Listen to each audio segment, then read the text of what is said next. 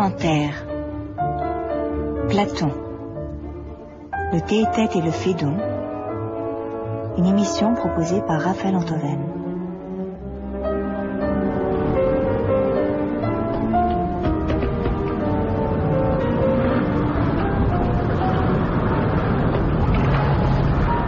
Souvent, pour s'amuser, les hommes d'équipage prennent des albatros, vastes oiseaux des mers qui suivent, indolents compagnons de voyage, le navire glissant sur les gouffres amers. À peine les ont-ils déposés sur les planches que ces rois de l'azur, maladroits et honteux, laissent piteusement leurs grandes ailes blanches comme des avirons traîner à côté d'eux. Ce voyageur ailé, comme il est gauche et veule, lui naguère si beau qu'il est comique et laid. L'un agace son bec avec un brûle-gueule, l'autre mime en boitant l'infirme qui volait. Le poète est semblable au prince des nuées qui hante la tempête et se rit de l'archer. Exilé sur le sol au milieu des huées, ses ailes de géant l'empêchent de marcher.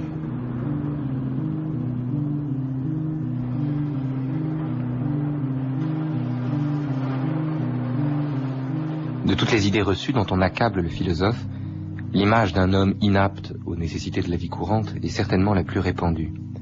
Ce qu'on dit en général, c'est que celui qui pense ne fait rien. Il est vrai que la réflexion n'est pas vraiment lucrative et que les concepts ne sont pas comestibles.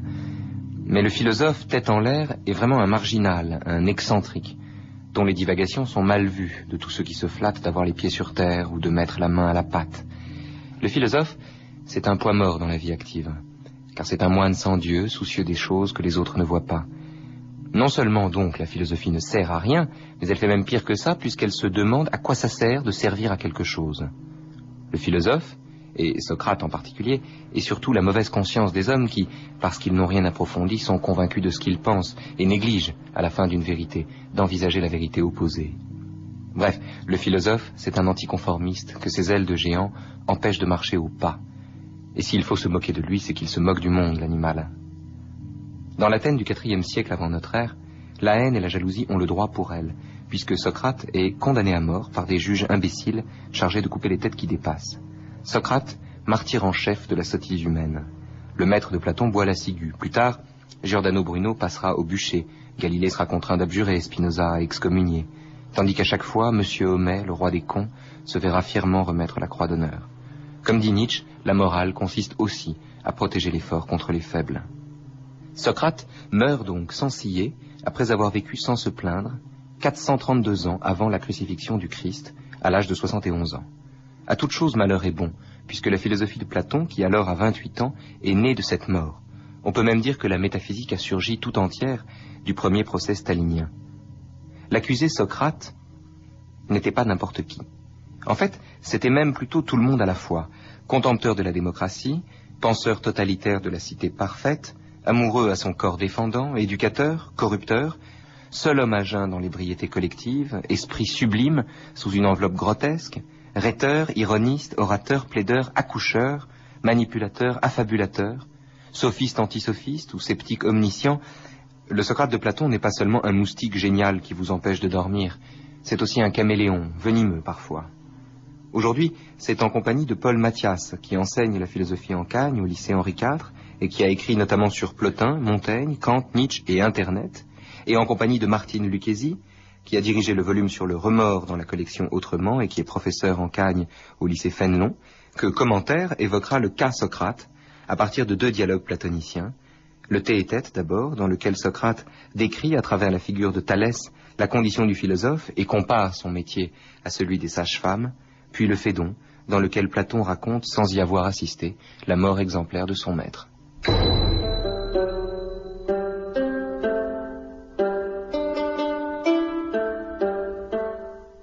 À Thalès, qui, occupé à mesurer le cours des astres et regardant en l'air, était tombé dans un puits, une servante Thrace fit cette plaisanterie, parfaitement dans la note et bien tournée, que, dans son ardeur à savoir ce qu'il y a dans le ciel, il ignorait ce qu'il avait devant lui, même à ses pieds. La même plaisanterie continue d'être bonne pour tous ceux qui passent leur vie dans la quête du savoir.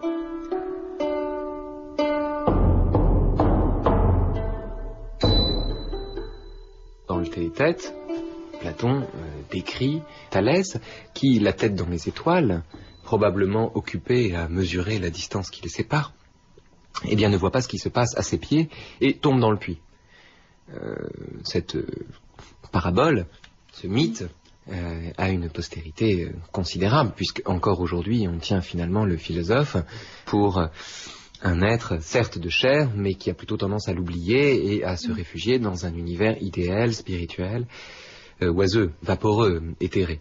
Mais le paradoxe, c'est que dans le Théétète, Platon revendique cette posture du philosophe inapte aux choses de la vie quotidienne et au contraire souverain dans les affaires de l'esprit. Comment est-ce que vous pouvez dire à la lumière de ce passage qu'en définitive seul le philosophe est vraiment de ce monde ? Il n'y a pas de contradiction entre sa maladresse et le fait qu'il soit présent au monde, car on peut se demander si ceux qui sont affairés, si ceux qui sont habiles, si ceux qui sont bien campés sur leurs deux jambes dans la réalité peuvent témoigner du fait qu'il y a un monde. Martine Lucchesi. L'idée de l'âme comme ce qui est en exil, nous pouvons aussi l'appréhender comme ce qui permet de donner de la profondeur. Vous voulez dire en exil sur Terre ? Oui, c'est justement l'idée de l'exil. Il y a bien quelque chose en nous qui n'est pas de ce monde, et grâce à quoi, justement, le monde peut se manifester dans son être. Autrement dit, c'est le philosophe qui, comme il est décrit dans le Théétète, est incapable de plaider une affaire, incapable d'assaisonner un plat, incapable de faire son lit, incapable de toutes ces tâches qui occupent les esclaves, dit Platon. Donc c'est le philosophe incapable de ça, qui connaît le monde mieux que celui qui met la main à la pâte. Cette idée que le savant est une sorte d'hurluberlu, est une sorte de distrait, est une idée qui va traverser l'histoire de la pensée. Paul Mathias. C'est une manière anecdotique de dire qu'il y a deux façons de se préoccuper des choses. Il y a une façon idéaliste, peut-être éthérée, de se préoccuper des choses, et puis il y a une façon terre-à-terre, si l'on veut, mais pourquoi dire terre-à-terre et ne pas dire tout simplement empiriste ? Il y a une façon de se préoccuper des choses qui est de s'intéresser à l'heure ici et à l'heure maintenant. Platon, en rendant comique le personnage de Thalès, ou en tout cas l'anecdote de sa chute dans le puits, fait voir ces deux choses. Que la question du savoir peut, et selon Platon, doit être la question des étangs en général, doit être la question au-delà des étangs de l'intelligible, mais fait voir aussi que une manière de penser la réalité, c'est aussi de se préoccuper des choses, de leur présence mondaine, et l'on risque d'être comique, l'on risque d'être ridicule si on fait l'impasse sur cette dimension de leur être. Le personnage de Thalès est un personnage donc dont il faut retenir une double leçon. D'abord évidemment une leçon platonicienne. Après tout, si Thalès est tombé au fond du puits, peut-être aussi est-ce une meilleure façon d'observer les étoiles. Être au fond du puits, être dans le noir du fond du puits laisse une ouverture très précisément circonscrite vers le ciel. Et après tout, peut-être voit-on mieux et distingue-t-on mieux les étoiles du fond obscur du puits que à la lumière même des lanternes. Et il y a une autre leçon, mais celle-ci pas très platonicienne, celle-ci qui sera reprise par la tradition. On trouvera la chose par exemple chez Montaigne. Cette tradition, c'est le nigo philosophe. Cette tradition, c'est pourquoi pas alors que la vraie philosophie est du côté d'un certain empirisme, est du côté d'un certain sensualisme, est du côté d'un certain ici et maintenant de l'existence. Mais ça, on ne peut pas le tirer de la lettre du texte platonicien. Absolument pas. Ah, voilà. puisque le texte platonicien donc oppose ces deux figures, celui de l'homme, en gros, le sophiste, celui qui est polyvalent, celui qui est habile aux choses de l'ici et du maintenant, aux choses pratiques, et puis le philosophe qui, dans ces choses de la vie quotidienne, est incompétent, et dont la véritable compétence, dont le vrai savoir se révèle dès qu'il s'agit des choses sérieuses et véritablement existantes, c'est-à-dire les idées, le ciel des idées, et en tout cas la compréhension abstraite de la réalité que nous avons sous les yeux ou sous les mains. Je pense qu'il n'est pas exclusif.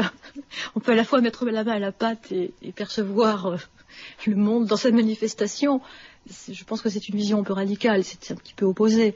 Il n'y a pas d'incompatibilité entre le fait d'être dans le monde et d'être présent au monde. Oui, mais enfin, le philosophe tombe quand même dans le puits. Oui, mais c'est pour la servante Thrace qu'il tombe dans le puits. Bah, c'est pour elle, il l'avait pas vu, il est tombé, il savait pas qu'elle était là, il savait pas qu'il y avait un puits ni une servante. L'instant d'après, il se retrouve au fond d'un puits avec une servante qui rigole. Précisément, parce que la servante ne peut pas comprendre l'activité du philosophe. Sa différence est risible. Pour la servante Thrace, il est tout à fait naturel que les philosophes tombent dans les puits, il est tout à fait naturel que les chamiolent, il est tout à fait naturel qu'il y ait un naturel philosophique, qu'il y ait un être philosophique, un être du philosophe. Comme si parmi les hommes, certains étaient philosophes par nature, et d'autres, heureusement pour eux d'ailleurs, ne l'étaient pas, étaient tout à fait normaux. Cette différence du philosophe est risible, mais elle suppose que le philosophe naît philosophe. Or, justement, on ne naît pas philosophe, on le devient. Et on le devient par le fait d'une activité. Cette activité est la philosophie. Or, douter de cette activité de la philosophie, c'est le propre de tous ceux qui ne sont pas philosophes. Et pour les convaincre, il n'y a qu'une solution, et c'est celle que choisit Platon, c'est de montrer les effets que produit sur le philosophe lui-même la philosophie.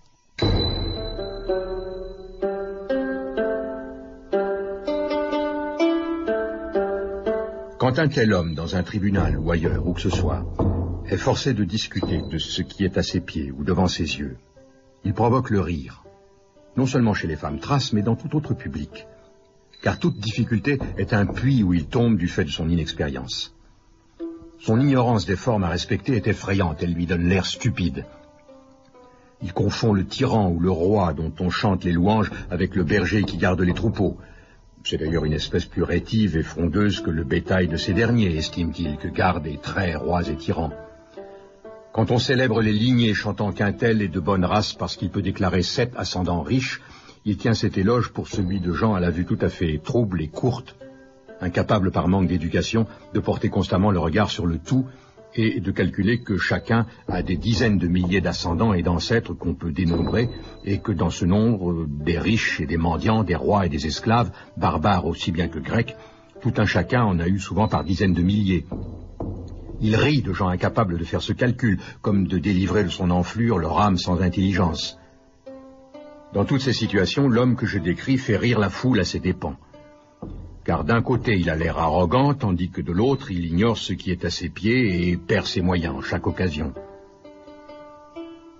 Mais quand c'est lui, mon cher, qui tire quelqu'un vers le haut, et quand tel ou tel accède à sa demande de sortir du « quel tort est-ce que je te fais, ou toi à moi », pour en venir à l'examen de la justice elle-même et de l'injustice, ou le sortir de la question si le roi est heureux pour en venir à l'examen de la royauté et du bonheur ou du malheur humain en général.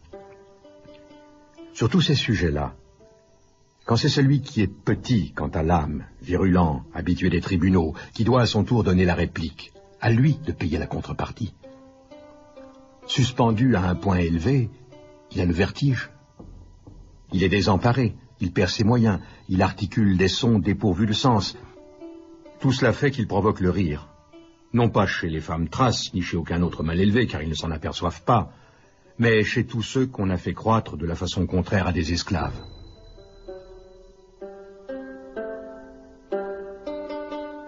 Il me semble qu'il y a dans ce portrait la représentation d'une...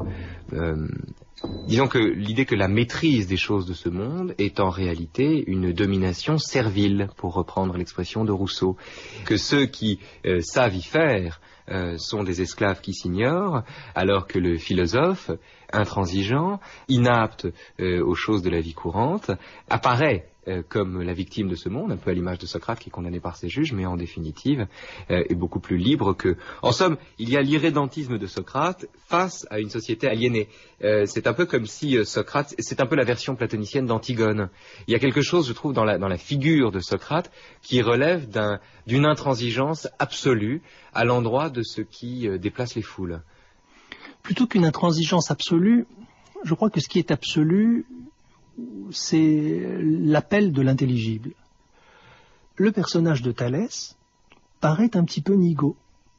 Il est vrai aussi que on peut, à bon compte, tirer de ce texte un certain portrait du philosophe, un certain portrait de l'homme sérieux, et qu'on peut tirer même à bon compte un portrait d'Épinal du philosophe.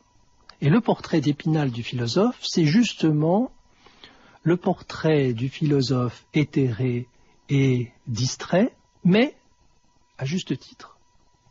Thalès aurait raison, après tout, de se jeter volontairement ou non au fond des puits. C'est un personnage touchant, et puis c'est un personnage tellement intelligent, etc., etc. C'est bien que Thalès soit au fond du puits. Il est bon que nous ayons des philosophes pour, au fond, amuser la galerie, faire un petit peu peur aussi à la galerie.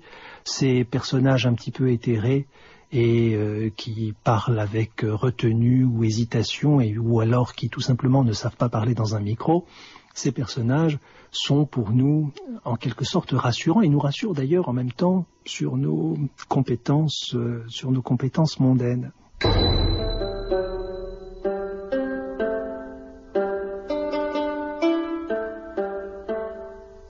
Telle est donc l'allure propre à chacun des deux. L'une est propre à qui a été nourri réellement dans la liberté, le loisir, celui donc que tu nommes aspirant au savoir, ou philosophe. Il n'y a pas à le blâmer pour son air de candeur, ni pour la nullité qui est la sienne à chaque fois qu'il tombe dans les fonctions que remplissent les esclaves. C'est l'allure de qui ne sait pas, par exemple, emballer sa literie, ni assaisonner un plat, ou des paroles flatteuses. L'allure opposée, c'est celle de qui est capable de remplir toutes les fonctions de ce genre avec adresse et rapidité, mais ne sait pas relever d'un geste libre son manteau sur l'épaule droite. Pas plus qu'il ne met ses paroles au bon diapason pour chanter comme il faut la vraie vie, celle des dieux et des hommes heureux. Socrate a beaucoup parlé, mais il n'a rien écrit. De ce point de vue, il est d'une cohérence totale, puisque selon lui, les textes sont des enfants mort-nés, qui répondent la même chose à toutes les questions qu'on leur pose. Pour Socrate, quand on les écrit, les mots ne sont jamais la bonne parole. Le problème se corse avec Platon, l'écrivain, le greffier, contraint de livrer par écrit le détail d'une critique de l'écriture. Alors, comment trouver une écriture qui ne reste pas lettre morte ? Eh bien, en inventant le dialogue, c'est-à-dire en mêlant l'opinion et la raison, en faisant des adversaires et des acolytes à la fois. Ainsi, le Socrate de Platon est une pure parole vivante qui ne tient pas en place et se précipite vers la vérité. L'écrit, c'est bon pour les amnésiques. Pour lutter contre l'oubli, pour obtenir de l'autre qu'il se ressouvienne de ce qu'il sait sans le savoir, et qu'il accouche littéralement de lui-même, il faut dialoguer sans relâche. Pour obtenir en somme qu'un regard se tourne vers des réalités immuables, il faut obstinément employer des mots qui ne restent pas.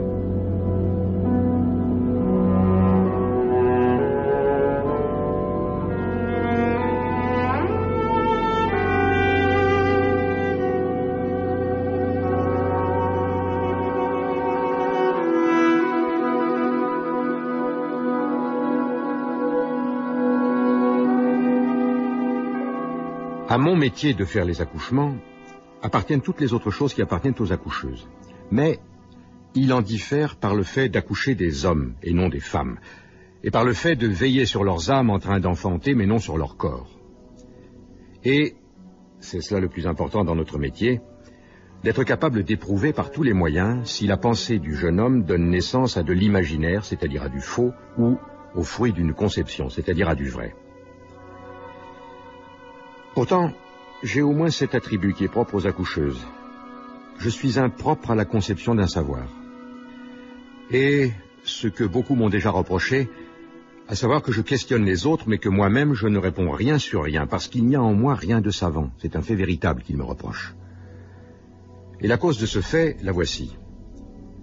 Procéder aux accouchements, le Dieu m'y force. Mais il me retient d'engendrer.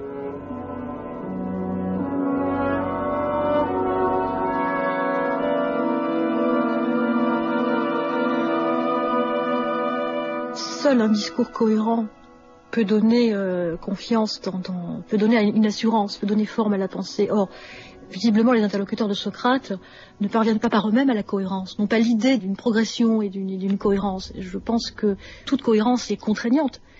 Et c'est bien par la contrainte, mais entendu ici au sens logique, que peut se constituer la réalité de la pensée. Il y a une nécessité logique, il y a une nécessité de la définition, une nécessité de construction, qui sont les conditions d'une présence à soi-même, même si cette présence ne se traduit pas par des résultats positifs. Enfin, c'est comme MacMahon qui dit « Vous voterez pour les candidats que je recommande à vos libres suffrages ».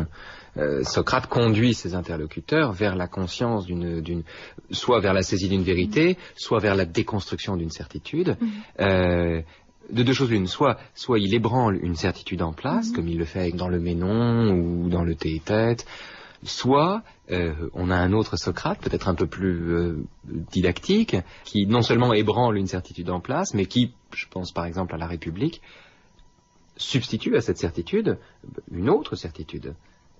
Est-ce qu'on n'est pas là en présence d'un homme qui, l'air de ne rien savoir, fait passer un savoir, ou plus exactement, met quelqu'un dans la situation de formuler quelque chose que son interlocuteur sournoisement voulait le voir formuler? C'est une interprétation très méchante de Platon. C'est vrai. Que celle qui consiste à dire que les interlocuteurs de Socrate sont simplement conciliants ou qu'ils sont subjugués par le charisme du personnage. J'ai plutôt le sentiment que l'assentiment, ce ne sont pas tel et tel et tel personnage qui le donnent, comme s'ils devaient renoncer eux-mêmes à leur dû, comme s'ils étaient aliénés à la parole de Socrate ou subjugués par sa réputation ou autre chose. J'ai plutôt l'impression que l'assentiment résulte purement et simplement de la parole elle-même. C'est-à-dire que dans ces dialogues, qui est le sujet? Est-ce que l'on a affaire à un sujet qui porte le nom de Socrate, opposé à un sujet qui porte le nom de Théétète, ou de Ménon, ou de Calliclès, ou de Protagoras, etc., etc. Est-ce que l'on a affaire, donc, à des sujets qui tiennent chacun sa position et dont l'un, plusieurs, doivent rendre les armes au vainqueur? Oui, si et seulement si, on appelle dialogue une forme civilisée de lutte. Oui, si l'on est dans la figure sophistique du dialogue, où ce qui importe, c'est précisément que l'un rende les armes et que l'autre les reçoive en récompense. Mais non, si on est, je crois, dans un contexte platonicien. Le sujet du dialogue, c'est-à-dire le sujet dialoguant, le sujet qui a raison, ce n'est pas Socrate. Ce n'est pas non plus, d'ailleurs, Ménon ou Théétète ou un autre. Le sujet, c'est l'être ensemble. Et l'être ensemble, c'est la parole elle-même et son développement normé, son développement argumentatif, démonstratif et rigoureux.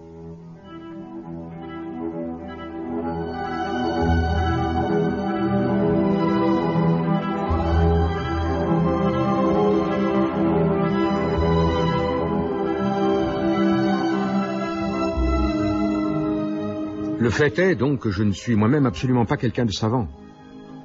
Pas plus qu'il ne m'est survenu, né de mon âme, de découvertes qui répondent à ce qualificatif.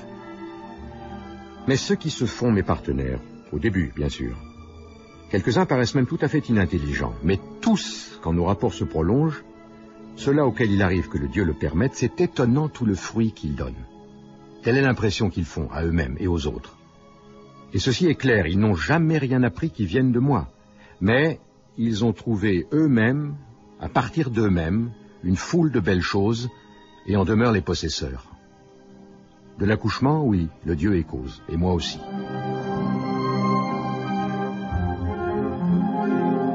J'aurais presque envie de dire, Platon c'est Lacan, ça parle. Le sujet de ce dialogue qu'est le tête-à-tête, c'est l'âme qui pense la science. Pas Socrate qui veut avoir raison contre tête-à-tête, c'est-à-dire contre le vieux Protagoras, pas tête-à-tête qui voudrait bien avoir raison contre Socrate, d'ailleurs il ne veut pas avoir raison contre Socrate, comme par hasard. Dans d'autres situations, d'autres veulent avoir raison contre Socrate. Mais quand d'ailleurs l'un y tient absolument à avoir raison contre Socrate, alors il n'y a plus de dialogue. C'est par exemple Calliclès. Il veut avoir raison contre Socrate. Dans le Gorgias. Dans le Gorgias. Arrête donc Socrate avec tes simagrées, avec la philosophie. C'est une activité de gamin. La philosophie, quand on est un homme sérieux, on va à l'assemblée du peuple et on prend le pouvoir. Voilà ce que c'est qu'être sérieux. Ce n'est pas une activité de lion. La philosophie, c'est une activité de lionceau et pourquoi pas de chaton. Bon, d'accord. Mais quand on en est là, c'est-à-dire que quand on en est à soit devoir rendre les armes, soit devoir être victorieux ou avoir du succès contre l'autre, il n'y a plus de dialogue. Ils ne s'entendent pas, Socrate et Calliclès. Est-ce que ça n'avère pas justement ce que je vous disais tout à l'heure? À savoir que la condition du dialogue, c'est l'assentiment de l'interlocuteur. Ce n'est pas l'assentiment de l'interlocuteur, c'est l'assentiment. La difficulté, c'est de savoir qui est le sujet de cet assentiment. Qui donne son assentiment? En l'occurrence, me semble-t-il, ce n'est pas Calliclès ou Polos dans le Gorgias, ou Théétète dans le dialogue qui nous préoccupe, ou tel autre personnage qui donne leur assentiment. L'assentiment, c'est la sunoussia. L'assentiment, c'est l'être ensemble. C'est-à-dire que être ensemble, ça veut dire que les mots et des uns et des autres se rencontrent dans une identité.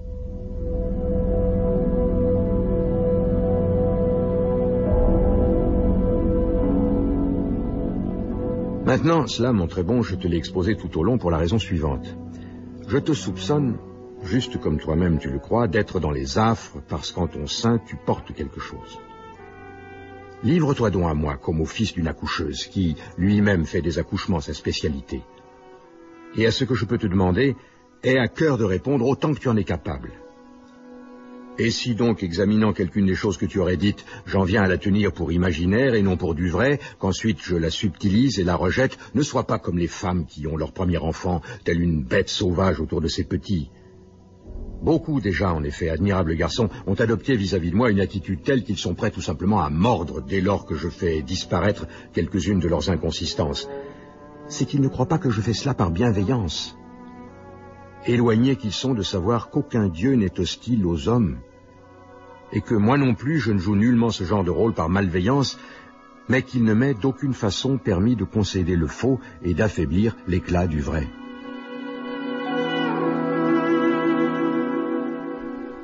C'est vrai que Socrate, la plupart du temps, est des intentions, des arrière-pensées et des stratégies. Il est parfois contraint d'utiliser face à des adversaires qui n'ont pas fait choix de la philosophie des subterfuges sophistiques. Ça, c'est tout à fait exact. Il fait preuve d'ironie, comme chacun sait. Il fait preuve d'ironie, il en sait beaucoup plus qu'il ne le dit. Mais en même temps, il contraint les interlocuteurs à trouver des arguments, à trouver des parades, à proposer une autre forme de cohérence. Il embarque l'interlocuteur dans une direction dès le début de l'entretien, dès le début des questions. Il sait questionner. Savoir questionner, c'est pas simplement savoir poser des questions. C'est poser d'emblée un horizon dans lequel l'interlocuteur est pris et auquel il ne peut répondre que par le silence comme Calliclès ou comme la surdité comme Gorgias. Mais la seule efficace de cette parole de Socrate, c'était justement de souligner l'importance de la cohérence. Il y a une éthique de la discussion, si l'on veut, c'est-à-dire une éthique de la discussion, c'est-à-dire que Socrate donne l'exemple dans ses dialogues d'une forme de la pensée, sans que ce soit un formalisme. Les choses doivent être pensées, doivent être suivies, doivent être poursuivies, et au fond, peu importe de quoi on parle, d'une certaine façon. Peu importe de quoi on parle, peu importe si on aboutit, ce que l'on aura réalisé ensemble, l'un par l'autre, plus l'un que l'autre, je suis d'accord, c'est quelque chose qui aura une réalité, et qui sera plus importante en soi qu'un dogme, qu'une croyance, etc. Un être avec. Oui, un être ensemble. C'est-à-dire qu'il ne suffit pas qu'il y ait échange pour qu'il y ait dialogue. C'est-à-dire que le modèle de l'échange, c'est l'échange des biens. L'échange des biens, l'échange des choses et des paroles. Pour autant, il n'y a pas forcément dialogue, c'est-à-dire circulation d'un même logos dans la constitution d'un espace intelligible commun. Car il s'agit non seulement de constituer son âme dans la réalité, de donner une réalité à son âme, mais aussi peut-être aussi de constituer un espace intelligible commun à l'occasion d'une discussion. C'est ça, dialoguer. C'est être ensemble ailleurs. Je pense que tout ce qui donne forme à un être ensemble rationnel est quelque chose de positif. Et pour ça, il ne faut pas être naturellement dogmatique, mais en même temps, il faut savoir où l'on va. Comment savoir où on va sans être dogmatique? C'est difficile et en même temps, si être dogmatique, ça consiste à poser une vérité, si on la pose, on n'y va pas. Donc aller quelque part, c'est nécessairement admettre que cette vérité n'est pas tout à fait ce qu'elle devrait être, ou en tout cas n'a pas suffisamment d'existence pour soi ou pour l'autre. Donc aller à la vérité suppose qu'on ne soit pas dogmatique, et donc aller à la vérité, on y va mieux avec les autres, on y va mieux avec un autre, ailleurs, dans un espace commun. Et le seul espace commun, c'est un espace intelligible.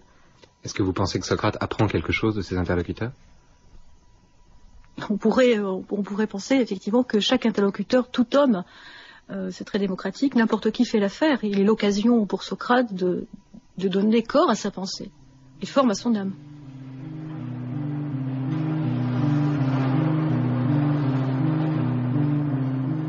Dans la 5e partie de l'Éthique, où Spinoza parle surtout d'amour et de liberté, le philosophe se moque de ces hommes qui tiennent la religion pour un fardeau nécessaire et croient dur comme fer qu'ils déposeront ce fardeau après la mort pour y recevoir le prix de leur servitude.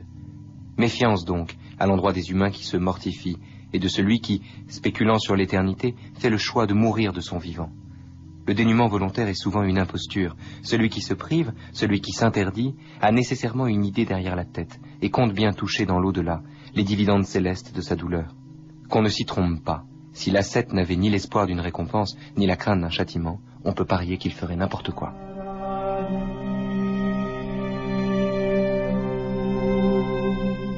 Lorsque sont unis ensemble âme et corps, à l'un la nature prescrit d'être esclave et soumis à une autorité, à l'autre d'exercer l'autorité et d'avoir la maîtrise. Ce qui ressemble le plus à ce qui est divin, impérissable, intelligible, c'est l'âme. Ce qui ressemble le plus à ce qui est humain, mortel, non intelligible, c'est le corps. Puisque les choses sont ainsi, est-ce qu'il ne convient pas au corps de vite se dissoudre et à l'âme, en revanche, d'être totalement indissoluble, ou bien d'en être assez près? Car l'âme s'en va vers un lieu qui lui est analogue, noble, pur, immaculé, auprès du Dieu bon et sage, lieu auquel, si la divinité le veut bien, mon âme aussi devra tout à l'heure se rendre. Si c'est en état de pureté que l'âme s'est séparée du corps, n'entraînant avec elle rien de celui-ci, parce que, dans le cours de la vie, elle n'a de son plein gré nul commerce avec lui, mais qu'au contraire elle le fuit, en quoi faisant, elle ne fait rien d'autre que philosopher au sens droit du terme, à l'âme donc qui se comporte ainsi, il appartient d'être heureuse et soustraite à la divagation, à la déraison, aux amours sauvages et à la terreur. Et elle passe, comme on le dit des initiés, le reste de son temps dans la compagnie des dieux.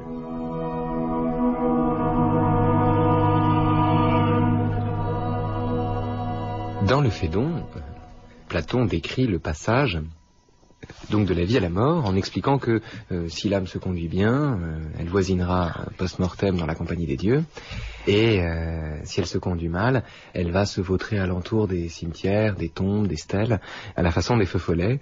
Bref, qu'en somme, il vaut mieux bien se conduire pour voisiner post-mortem dans la compagnie des dieux.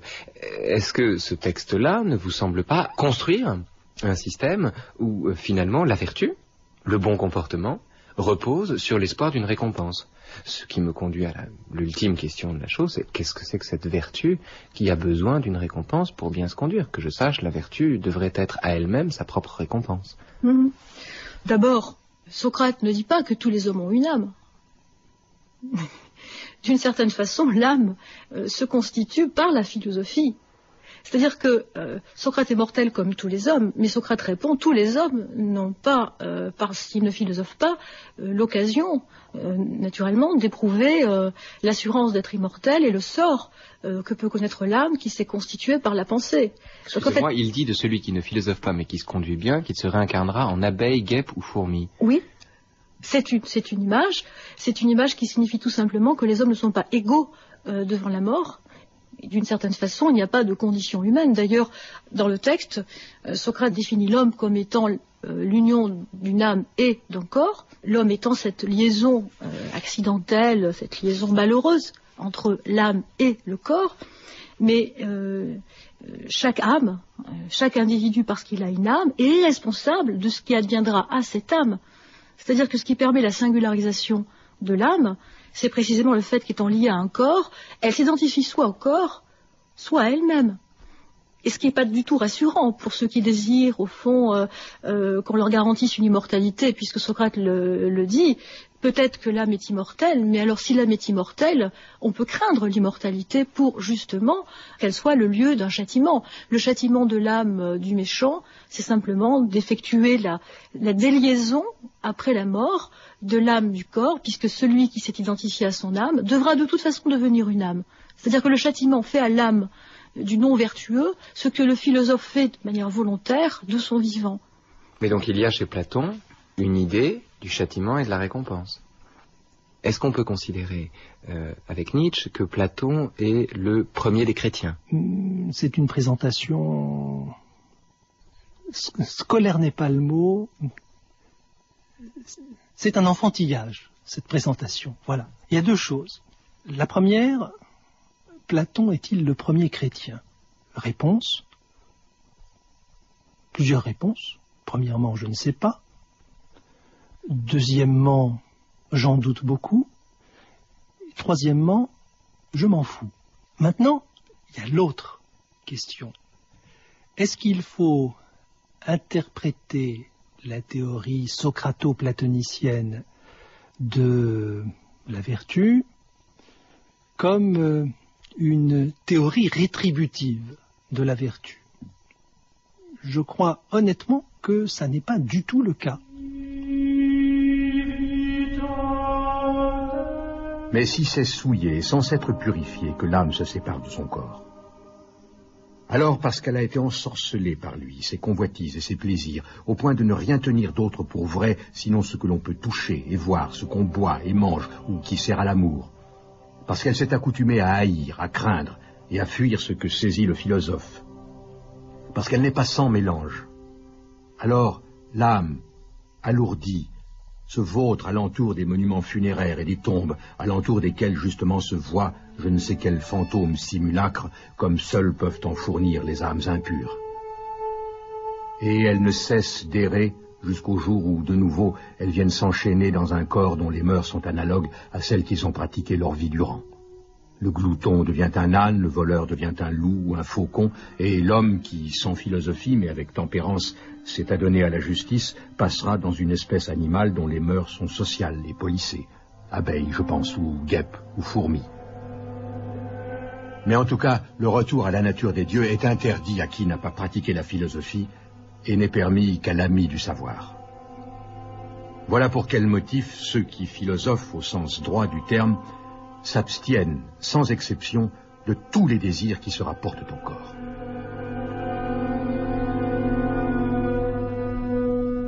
Il ne me semble pas que Socrate dise « Sois déjà bon ici, et tu seras d'autant plus heureux là-bas ». Il me semble plutôt qu'il dit « Sois bon ici autant que tu peux, et tu seras d'autant plus heureux là-bas. » Alors il est vrai qu'on peut faire dire au texte, même que Platon est chrétien, mais je crois que ça n'a aucun intérêt ni aucun sens à le faire. Mais alors, sans faire dire au texte ce qu'il ne dit pas, faisons dire au texte ce qu'il dit littéralement. Très bien. Le retour à la nature des dieux est interdit à qui n'a pas pratiqué la philosophie et n'est permis qu'à l'ami du savoir. Il n'est permis qu'à l'ami du savoir. Il n'est permis qu'à l'ami du savoir. Autrement dit, soyez l'ami du savoir au sens où nous l'entendons, et vous aurez, post-mortem, gagné le retour à la nature des dieux, non ? Et non pas afin de... C'est-à-dire que est permis, est interdit. Alors je ne sais pas bien ce que ça traduit du grec, mais j'ai quand même vaguement le sentiment que ce n'est pas en termes rétributifs qu'on réfléchit ici, mais que c'est un petit peu comme dans la construction d'un problème. Construis correctement ta démonstration et tu auras une conclusion pertinente qui fera suite à cette construction. Je crois qu'on est plutôt là que dans l'idée épargne ta vie, tu bénéficieras de bienfaits divins dans l'au-delà. La récompense est simplement de devenir ce que l'on est. Simplement, le philosophe met moins de temps à devenir ce qu'il est que le non-philosophe, ou même celui qui pratique de manière partielle la philosophie, ou même celui qui agit contre la loi ou contre le bien. Oui, mais le brigand pornophile, qui, après la mort, se retrouve donc, comme il se doit, une âme alourdie, appesantie par les reliques du corps dont elle n'a jamais appris à se séparer, et qui donc hante les cimetières, etc., celui-là, il devient également ce qu'il est. Donc finalement, tout le monde devient ce qu'il est. En quoi le fait de devenir ce qu'on est serait-il le privilège du philosophe ? Si le brigand devient un feu follet lugubre, alors que le philosophe voisine dans la compagnie des dieux, bon, le philosophe devient le voisin des dieux et le brigand devient le feu follet. Finalement, on ne sort pas de ce schéma, non ? On ne sort pas de ce schéma, on devient ce qu'on est, et la mort n'est que l'occasion, finalement, de révéler la vérité de l'âme. Ce qui est une manière de dire aussi que l'âme a la nature qu'elle se donne. Mais est-ce qu'on peut parler de jugement dernier à ce moment-là ? Il y a une toute petite phrase de Socrate qui dit que l'âme arrive, lorsque l'âme se sépare du corps, après donc cet événement, entre guillemets, elle apporte avec elle sa culture et ses goûts. C'est-à-dire que c'est quand même la première fois qu'on peut penser l'idée d'une âme singulière, d'une âme qui est l'œuvre du philosophe. C'est-à-dire qu'au fond, ce que j'ai fait de mon âme, c'est ça que j'apporte. Alors qu'il existe ou pas un tribunal, qu'il existe ou pas un châtiment, une récompense, le message de Socrate, aujourd'hui, c'est tout simplement, en termes contemporains, c'est celui qui consiste à dire que nous ne sommes que ce que nous avons fait de nous-mêmes. Ce nous-mêmes, c'est une âme, et il vaut mieux faire quelque chose de son âme que de vivre dans le vertige. Car au fond, par-delà la représentation qu'on peut se faire de ce qui se passe après la mort, ce dont nous parle Socrate, c'est de deux modes de vie, qu'il y ait une vie ou pas après la mort, celle du vertige, c'est-à-dire de l'évanescence, de l'éphémère, de la succession, de l'errance, lorsque l'âme devient corporelle, lorsqu'elle se donne la forme d'un corps. Et c'est une vie qui n'a pas de point d'ancrage. Il n'y a pas de culture de soi dans une vie qui pose que la seule réalité, c'est la réalité perçue, qui pose que le seul sentiment, c'est l'agréable, qui pose que le seul temps, c'est le présent. Donc l'alternative, c'est d'un côté le vertige, c'est-à-dire l'impossibilité d'être soi, et de l'autre, effectivement, une certaine stabilité, une certaine culture, une certaine construction de soi-même, constitution de soi-même par la pensée. Et bien sûr, nous ne pouvons pas accepter de prendre au pied de la lettre les représentations de l'âme après la mort, du jugement dernier. Elles ne sont pas d'ailleurs si terrifiantes que ça, puisque à part certains criminels qui ont commis des actes qui ne sont pas pardonnables par leurs victimes et qui disparaissent définitivement dans le Tartare, toutes les autres âmes finalement sont rendues à des incarnations qui seront pour elles autant d'occasions de devenir, de leur vivant, on pourrait dire, des âmes qu'elles sont. L'âme, c'est l'idée du philosophe. C'est la façon qu'il a de penser, l'expérience qu'il fait de sa pensée. Et dans le sérieux de cette conduite, il va jusqu'à espérer, pas par un raisonnement, pas par une croyance, une représentation, que cette expérience qu'il fait aura une suite. Et toute la fantaisie ensuite du rapport au mythe, des traditions, n'est pas à prendre vraiment, véritablement au sérieux, il me semble. Ce n'est pas du fait de l'anticipation d'une bonne vie éternelle que l'on en vient à définir les principes mondains de la conduite mondaine. Mais c'est au contraire d'une détermination de ces principes mondains, ce que doit être ma conduite, que l'on déduit l'état de l'âme future.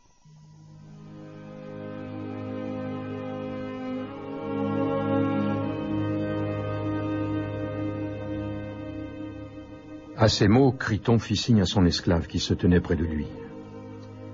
L'esclave sortit et, après être resté un bon moment, rentra avec celui qui devait donner le poison, qu'il portait tout broyé dans une coupe. En voyant cet homme, Socrate dit « Eh bien, mon brave, comme tu es au courant de ces choses, dis-moi ce que j'ai à faire. » « Pas autre chose, répondit-il, que de te promener quand tu auras bu jusqu'à ce que tu sentes tes jambes s'alourdir. Et alors de te coucher. Le poison agira ainsi de lui-même. » En même temps, il lui tendit la coupe. Socrate la prit avec une sérénité parfaite, sans trembler, sans changer de couleur ni de visage. Mais, regardant l'homme en dessous de ce regard de taureau qui lui était habituel, « Que dirais-tu, demanda-t-il, si je versais un peu de ce breuvage en libation à quelque dieu? Est-ce permis ou non? » « Nous n'embroyons, Socrate, dit l'homme, que juste ce qu'il en faut boire. »« J'entends, dit-il, mais on peut du moins et l'on doit même prier les dieux pour qu'ils favorisent le passage de ce monde à l'autre. C'est ce que je leur demande moi-même, et puissent-ils m'exaucer. » Tout en disant cela, il portait la coupe à ses lèvres, et il la vida jusqu'à la dernière goutte avec une aisance et un calme parfait. Jusque-là, nous avions eu presque tous assez de force pour retenir nos larmes. Mais, en le voyant boire, et quand il eut bu, nous n'en fûmes plus maîtres. Moi-même, j'eus beau me contraindre, mes larmes s'échappèrent à flots. Alors je me voilai la tête et je pleurais sur moi-même, car ce n'était pas son malheur, mais le mien que je déplorais, en songeant de quel ami j'étais privé. Avant moi, déjà, Criton n'avait pu retenir ses larmes, et il s'était levé de sa place. Pour Apollodore, qui déjà auparavant n'avait pas un instant cessé de pleurer, il se mit alors à hurler, et ses pleurs et ses plaintes fendirent le cœur à tous les assistants, excepté Socrate lui-même. « Que faites-vous là » s'écria-t-il, « étranges amis. Si j'ai renvoyé les femmes, c'était surtout pour éviter ces lamentations déplacées, car j'ai toujours entendu dire qu'il fallait mourir sur des paroles de bon augure. Soyez donc calmes et fermes. » En entendant ces reproches, nous rougîmes et nous retînmes de pleurer. Quant à lui, après avoir marché, il dit que ses jambes s'alourdissaient, et il se coucha sur le dos, comme l'homme le lui avait recommandé. Celui qui lui avait donné le poison, le tâtant de la main, examinait de temps à autre ses pieds et ses jambes. Ensuite, lui ayant fortement pincé le pied, il lui demanda s'il sentait quelque chose. Socrate répondit que non. Il lui pinça ensuite le bas des jambes, et, portant les mains plus haut, il nous faisait voir ainsi que le corps se glaçait et se raidissait. Et, le touchant encore, il déclara que, quand le froid aurait gagné le cœur, Socrate s'en irait. Déjà, la région du bas-ventre était à peu près refroidie, lorsque, levant son voile, car il s'était voilé la tête, Socrate dit, et ce fut sa dernière parole, « Criton, nous devons un coq à Asclépios. Payez-le, ne l'oubliez pas. »« Oui, ce sera fait, dit Criton, Mais vois si tu as quelque autre chose à nous dire. À cette question, il ne répondit plus. Mais quelques instants après, il eut un sursaut. L'homme le découvrit. Il avait les yeux fixes. En voyant cela, Criton lui ferma la bouche et les yeux. Telle fut la fin de notre ami. D'un homme qui, nous pouvons le dire, fut parmi les hommes de ce temps que nous avons connu le meilleur et aussi le plus sage et le plus juste.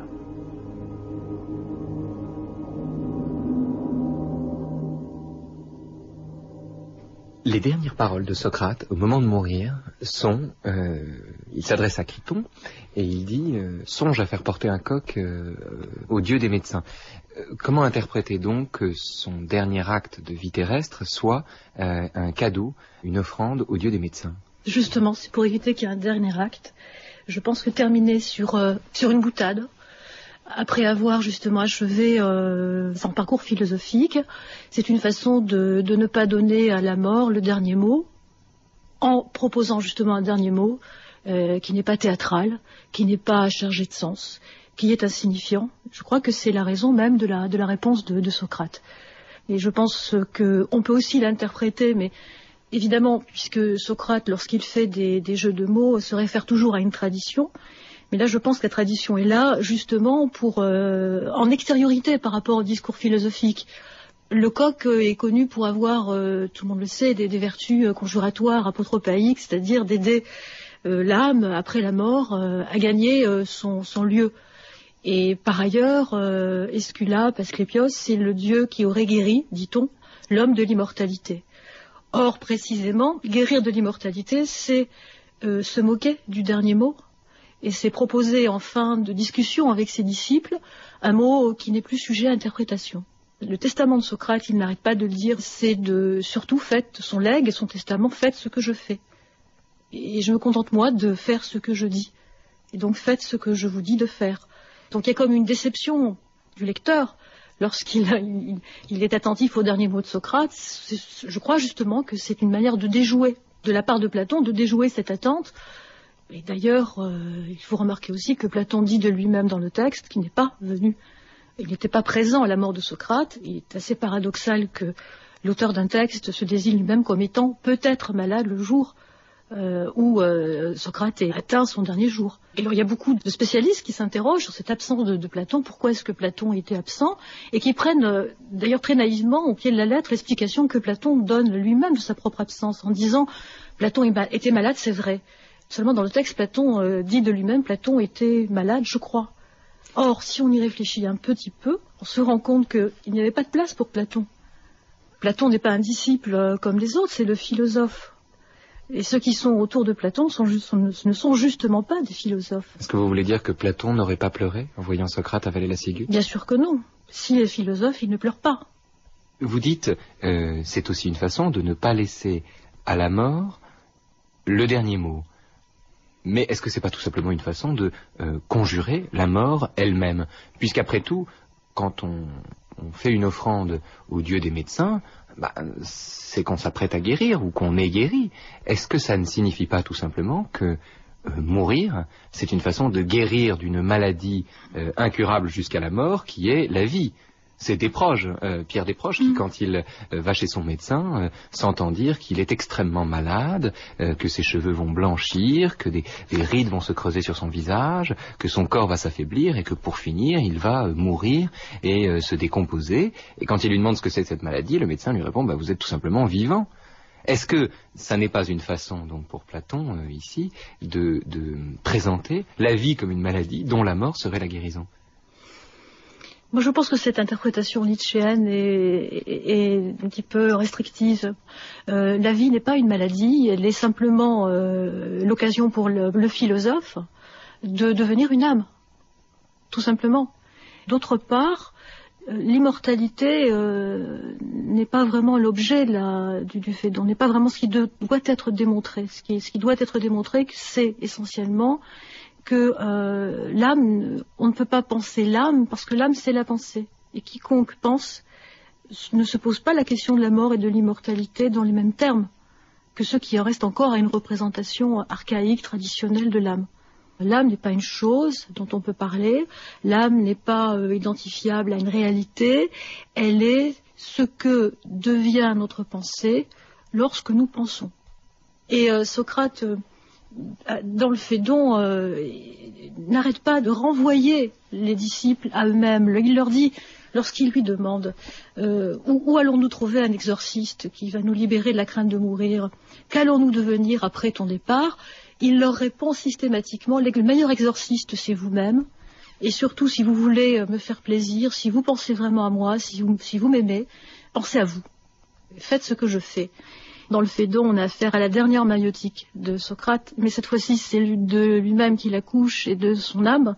Et à la fin du texte, ça c'est l'effet mise en scène réalisé par l'écriture de Platon, la façon dont Socrate meurt, effectivement après avoir bu la ciguë, on a vraiment l'impression que l'âme cède la place progressivement, parallèlement au progrès de la ciguë qui affecte par insensibilité le corps de bas en haut.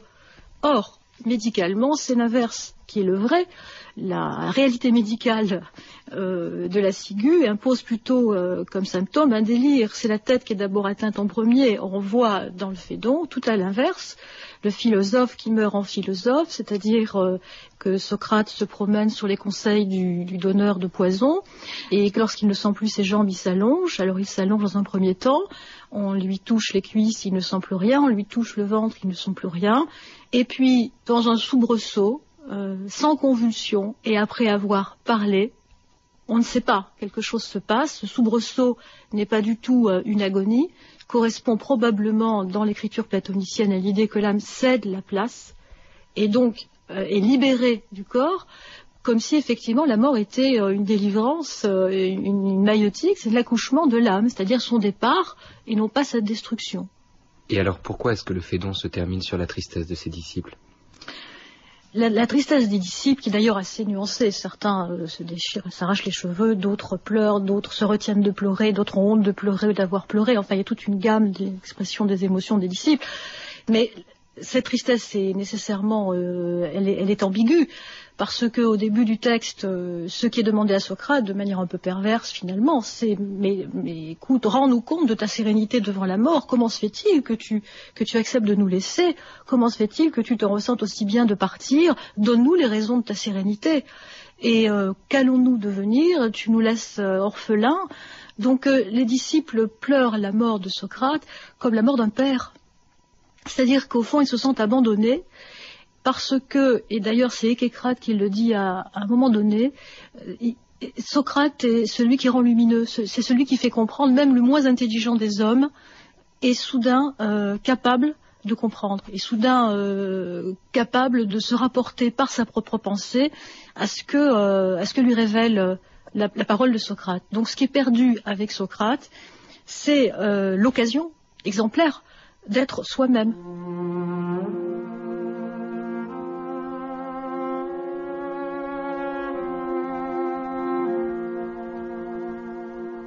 Quand ils sentent approcher l'heure de leur mort, les cygnes chantent ce jour-là plus souvent et plus mélodieusement qu'ils ne l'ont jamais fait, parce qu'ils sont joyeux de s'en aller chez le Dieu dont ils sont les serviteurs. Mais les hommes, par suite de leur crainte de la mort, vont jusqu'à calomnier les cygnes et disent qu'ils déplorent leur trépas par un chant de tristesse. Mais moi, je pense au contraire qu'étant les oiseaux d'Apollon, ils sont devins, et que c'est parce qu'ils prévoient les biens dont on jouit dans l'Hadès, qu'ils chantent et se réjouissent ce jour-là plus qu'ils ne l'ont jamais fait pendant leur vie.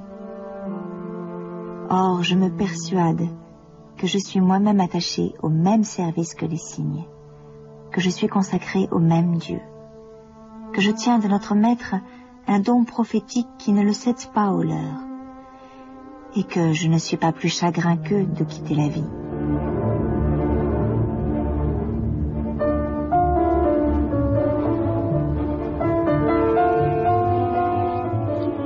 Voilà, c'est donc au cas Socrate que Commentaire s'est intéressé aujourd'hui.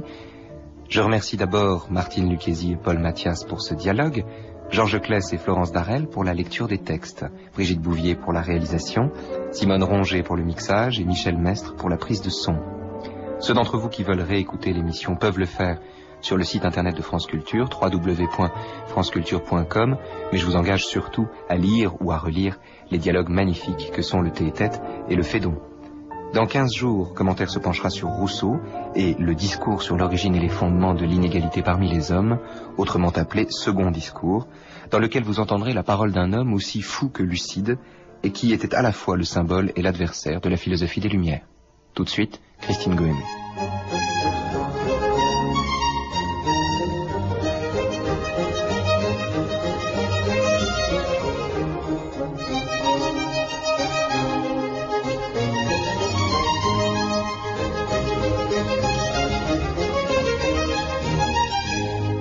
La philosophie autrement. Nous allons ce matin parler avec vous de la réception de Hegel en France. Alors Philippe Sabot, bonjour, vous êtes maître de conférences en philosophie à l'Université de Lille. Vous travaillez entre autres sur les rapports entre philosophie et littérature. Nous sommes donc ce matin au cœur du sujet puisque ce sont d'abord et avant tout les écrivains qui se sont emparés de la pensée de Hegel. Oui, alors effectivement, disons qu'il y a... à propos de Hegel, une particularité sur laquelle on peut peut-être insister pour commencer, qui est que la pensée de Hegel en France a été saisie par les écrivains, par les poètes, particulièrement à partir de la deuxième moitié du XIXe siècle.